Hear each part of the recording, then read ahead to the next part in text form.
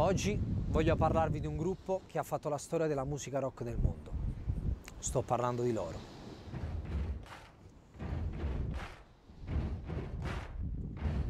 I Queen.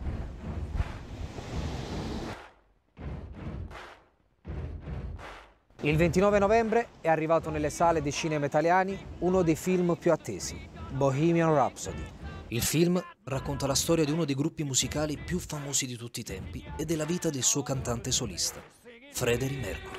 Ma perché, come titolo di questo film, è stata utilizzata questa canzone? Si tratta di uno dei testi più criptici e controversi di questa band. Oggi vi spiegherò i messaggi occulti che si celano dietro questo testo. Partiamo dal suo lancio, 31 ottobre 1975. 31 ottobre è il giorno di Halloween. Per i satanisti il reale nome di Halloween sarebbe Samhain, parola gaelica che significa fine della luce. Durante questo giorno il mondo dei vivi e quello dei morti entrano in contatto e gli adepti di Satana organizzano delle feste per celebrare questa unione. La canzone ebbe subito un enorme successo. Dopo un anno, nel 1976, vende più di 1 milione di copie. Per comporla, Freddie impiega 6 settimane. Furono cambiati 6 studi di registrazione e la durata del testo è di poco superiore ai 6 minuti. Una durata assurda all'epoca, dove le canzoni duravano al massimo 3 minuti. 6 studi di registrazione, 6 settimane, 6 minuti. Il numero 666. Il numero 666 è il numero della bestia, un simbolo che nel cristianesimo indica un personaggio satanico. Appare in un passo del Nuovo Testamento, nell'Apocalisse di Giovanni.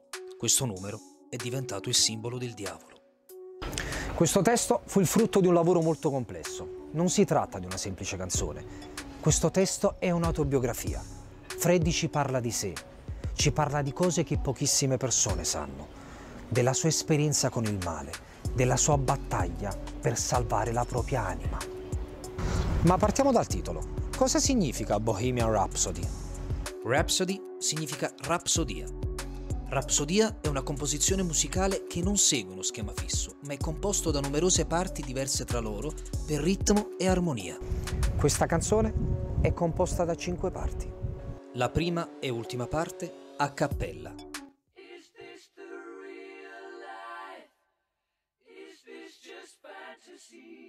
La seconda parte è una ballata.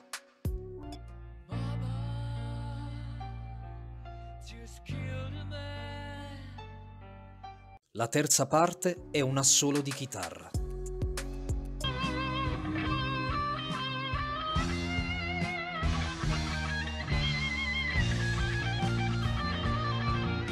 La quarta parte è in stile opera.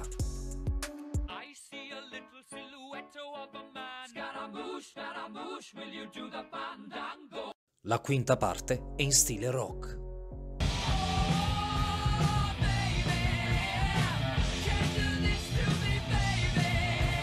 La parola Bohemian fa riferimento ad una regione della Repubblica Ceca, la Boemia, il luogo dove nacque Faust, il protagonista dell'opera omonima scritta da Goethe. In quest'opera Faust, medico e teologo, è sì un uomo profondamente intelligente, ma tormentato dal fatto che non riesce a svelare i più profondi segreti della natura.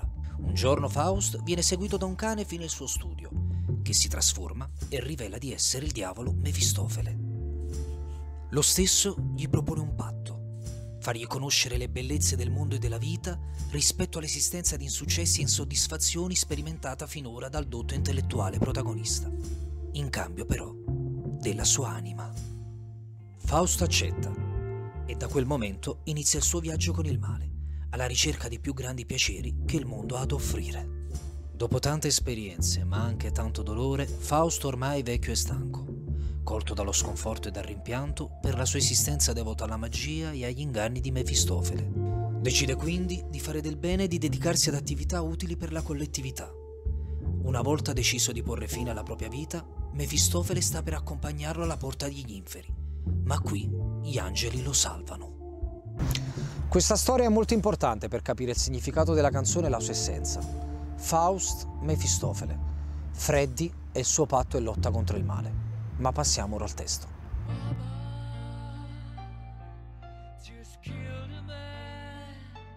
Il testo fa riferimento allo stesso Freddie Mercury, L'uomo ucciso è una parte di sé, la sua vecchia immagine, la sua vita dissoluta fatta di rapporti promiscui e di droga. In questo passo Freddy si confessa a Dio e ne chiede il perdono. Dopo inizia l'opera, una delle parti più significative e di difficile comprensione.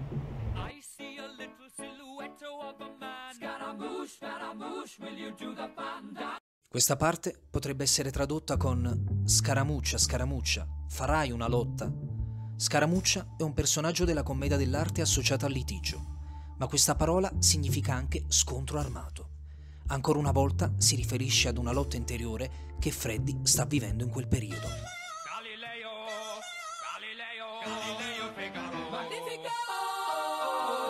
Rende un chiaro omaggio a Mozart e Bach facendo riferimento alle nozze di Figaro e a Magnificat. Freddy era un appassionato di opera, quindi con questo omaggio sta omaggiando una parte di se stesso. Molte volte ripete la frase "mi lascerete andare?"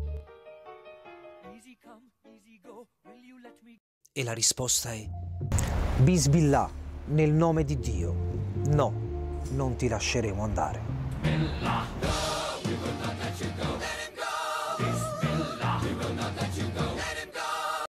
Bismillah è una parola araba che significa nel nome di Dio ed è la prima parola che appare nel Corano.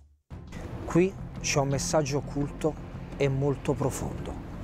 C'è un patto ed un legame che Freddie Mercury ha fatto con il diavolo, proprio come nel Faust di Goethe. Mi lascerete andare è in realtà la voce di Satana che vuole portarlo via da questa condizione di ritrovata pace e serenità. Ma Dio sconfigge le tenebre e non permette a Freddy di ricomporsi con il male. C'è poi la parte rock che rafforza ancora di più questa tesi.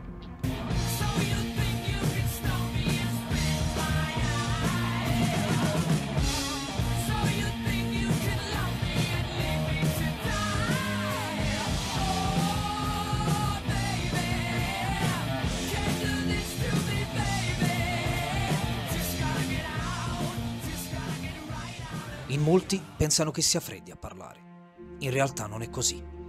È ancora una volta il diavolo a parlare. Il male che non vuole abbandonare Freddy. Il male che è impotente di fronte al suo pentimento e alla scelta di redimersi. Il male che perde la sua battaglia e fugge via. Ed ecco l'ultimo atto, la parte finale, la liberazione di Freddy.